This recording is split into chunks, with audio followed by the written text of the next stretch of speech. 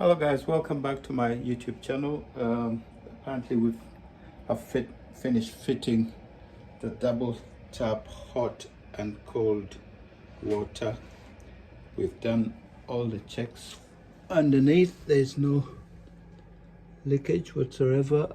It's all nice and clean, and water is running, hot water. Let's mix it with the cold, with a bit of warm, rather than opening the single water.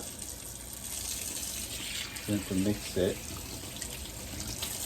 Okay, you got warm and cold. Before we had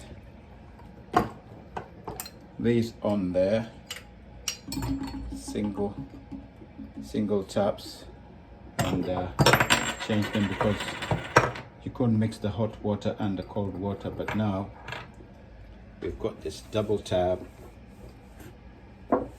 It's small and nice, and at least now we can run the hot water at the same time with the cold water, rather than leaving the hot water run, because you'll be wasting a lot of cold water already.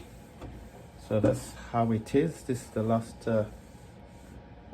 video of how to change your double tap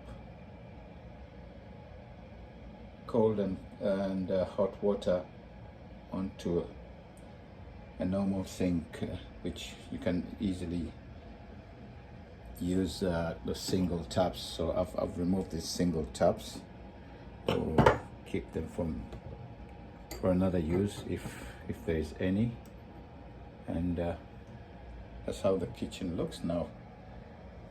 Nice guys. Please like and subscribe my channel for more content. Don't forget to leave a comment down below, and I'll be recording more contents for you to enjoy. Thank you.